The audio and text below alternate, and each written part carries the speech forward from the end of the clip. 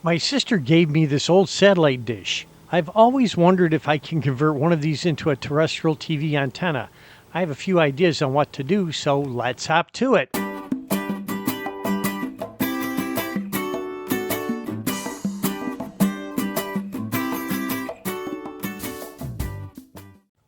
I've seen a few online videos showing people changing these dishes to TV antennas.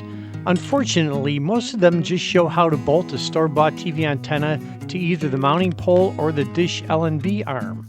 Those designs mostly disregard the actual dish. The dish is a nice parabolic reflector and can focus the signals that hit it. I thought that maybe I could actually use this to concentrate longer distance signals to a TV antenna element, letting me receive farther away stations. I honestly have no idea how well this will work, or even if it will work at all. As I mentioned, there's very little usable information on what I want to do, so I'm basically going to have to just do the old trial and error bit. This episode is going to be a bit different than my normal antenna builds. Usually I spend hours prototyping and refining a design, then film the final construction. Today I'm going to let you watch as I do the actual designing and prototyping. I have no idea how this is going to turn out, but we will find out together. I normally start by doing a bunch of research on the specific antenna design I'm working on. Like I said, there isn't a lot of useful information, but I spent a lot of time digging through what I did find. The most interesting stuff I came across didn't have anything to do with satellite dish conversions, but it was about a couple of old parabolic antennas that Channel Master used to sell, the 4250 and the 4251. They consisted of large parabolic dishes feeding a double bay bow tie antenna that was located near the focal point. The model 4250 had a 6-foot diameter, and the 4251's diameter was 7 feet, so these were huge antennas. Both were reported to work quite well, and they still have a dedicated following. Check out the tribute site at rocketroberts.com. Although my dish is much smaller, I'm going to try to follow a few ideas that this antenna had. In my workshop, I sort through the parts to see what I can use. The dish still has its adjustable mounting system, so that will come in handy. The original Dish Network LNB isn't going to be very useful to me. Satellites broadcast signals that are at a much higher frequency than VHF and UHF TV, so this equipment is going to be incompatible for a terrestrial antenna. I take a few measurements and calculate that the dish's focal point is going to be right around 21 inches. Not surprisingly, that corresponds to the length of the LNB arm. This dish is not a circular parabolic shape, but an elongated oval. That's so the dish can receive signals from multiple satellites at the same time and feed those signals into the 3 LNBs. That means the focus point will actually not be a single point, but a line that spans about 8 inches across. This works out well for a 7-inch UHF hoop antenna.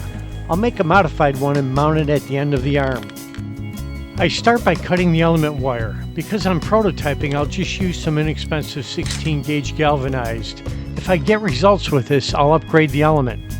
I cut a length to 21 inches, and then I bend some terminal hooks at each end. Next, I get a length of 1 1/2 inch wide PVC board. I'll use this to make a mount to secure the element wire. I cut a 10 1/4 inch piece. I use a 1 1/2 inch hole saw as a template and mark both ends like this.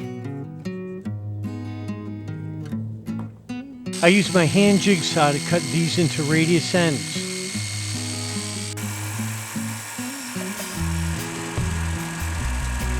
I mark the center of the board on one edge. From there I measure 5/8 of an inch and screw in one end of the wire. Now I wrap the wire around the outer edge using a rubber mallet to help bend it to the contour. I secure it down with a few more lath screws. I end up with this, which is basically a folded dipole antenna tuned for UHF channels. To mount this to the dish, I need to make a mount that matches up to the dish. If I check out the angle that the LNB was mounted, I measured that it was attached on a 60-degree angle back from the mounting arm. I used my table saw to cut the 60-degree angle into the end of a 6-inch piece of the 1 1/2 inch PVC board. This will slide into the end of the arm and will get screwed into place. I need to calculate how high the focal area is, so I measure the LNB from the top of the mount to the center of one of the LNBs. It's right at 3 inches. I should mention here that I'm not super worried about the dead-on accuracy of any of these measurements. Terrestrial TV signals are a lot more forgiving than satellite signals that are being beamed from about 22,000 miles above the Earth. Next, I cut a 5 1/4 inch length of board and again used the table saw to cut a 60-degree bevel on one end. Now I align the beveled ends of the two boards and screw them together like this. I need to make a top mount to attach the antenna to this, so I cut a 5-inch length of the board. I measure 3 1/2 inches from the one end and make 2 marks, each 1/2 inch from each edge. I drill in a couple of pilot holes.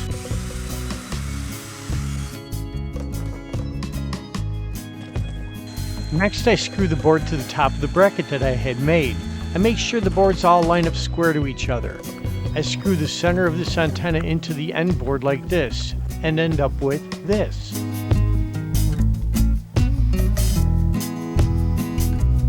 To mount this assembly, it slides into the inside of the dish arm. To secure it in place, I first have to detach the top piece. I slip the 6-inch board into the arm. Notice I ran a length of cable through the arm first. There's plenty of room for both. I drill a couple of pilot holes through the holes that are already in the arm, then I secure it with 2 9/16 inch last screws. Now I reattach the antenna top piece. I deliberately designed this to mount the antenna about 4 inches in front of the dish's focus, as I wanted to make sure the element was going to be in the reflected beam path. Later, if necessary, I can adjust this distance. To complete the antenna, I cut a 14 by 6 inch piece of 1/2 inch hardware cloth screen and mounted to the other end of the antenna mount board with last screws. This is part of the Channel Master design to help eliminate possible signal interference, but I'm hoping it will also act as a reflector and increase my total gain. I still need to work on the mount, but I want to start testing this to be sure it actually does something. So I attach a matching transformer, hook up the length of cable, and haul it up to the TV test room. I guess now's a great time to remind you to subscribe to my channel. As usual, I'm using a pneumatic tuner feeding a 24-inch on-brand TV. I just want to make sure this works, so I set up the antenna on the bed and just prop it up with some pillows. I go to my computer, access rabbitears.info, and print out an aiming guide. Rabbit Ears is a great resource for anyone trying to install a TV antenna. I have an entire episode on how to use it, and I'll put a link to it in the comments. There's a couple of distant stations that I'd like to see if I can get. They're over 65 miles away and are always hard to receive. It's currently summer, and due to all the trees and foliage, I have not been able to get a usable signal from any of them in months. I aim to dish towards the first channel. It's an NBC affiliate, Channel 2, and it broadcasts 7 other sub-channels. The distance to the transmitter is around 75 miles, and there's a lot of terrestrial interference between the transmitter and my house. Although this displays as Channel 2, the actual broadcast frequency is 35, so it's in the UHF signal spectrum. After numerous channel scans and some adjusting of the dish, I actually pick up the signal.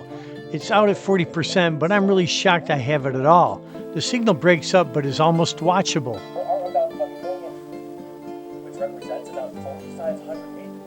As far as other channels received, I have a total of 46 stations, and that's really good.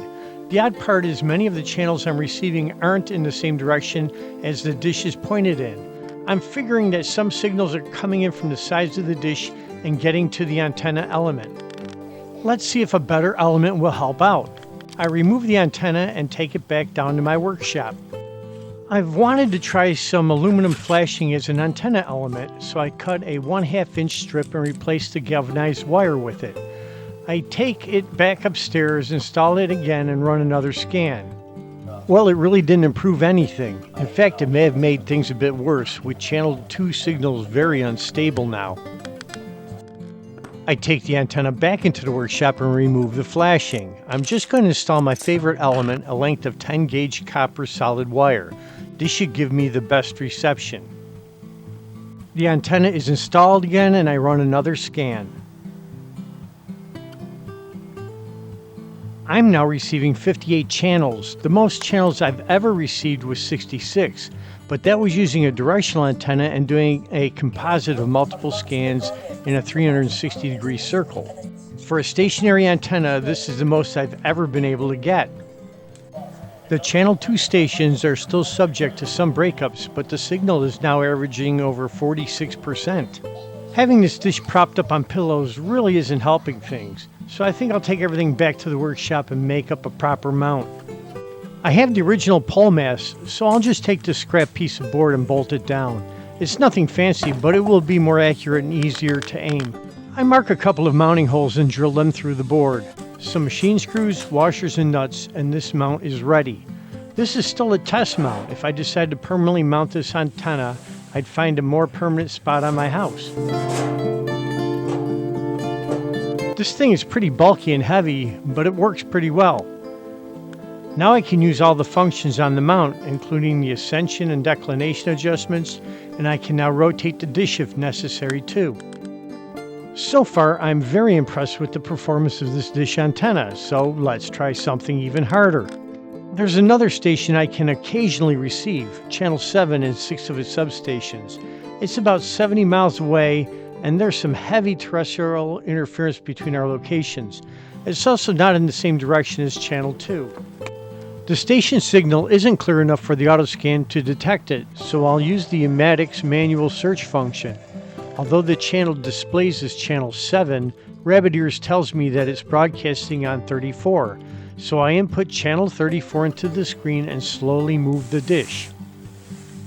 I managed to find a very unstable signal. Using small adjustments, I tweak it and almost get a watchable signal. I'm very impressed. Don't forget, I'm catching the station over 70 miles away, and this antenna is aimed through 2 interior and 1 exterior wall. Imagine if I tried this outside. We find you out here where no one has any business being hijacked. I want to test one more thing. Is that mesh reflector actually doing anything? To find out, I unbolt it and check out the reception. There's a definite reduction in signal and picture quality on some of the stations, so yes, it actually is working. There is still a bunch of testing I will be doing. I can possibly fine-tune the antenna's focus, or maybe switch out to a different antenna element or configuration altogether. Do any of you have any ideas what else I could try? Let me know in the comments. I'm really starting to have fun with this thing. Please high-five that like icon, give the notification bell a jingle, and please subscribe to my channel. There's lots more to come, and as always, keep watching TV.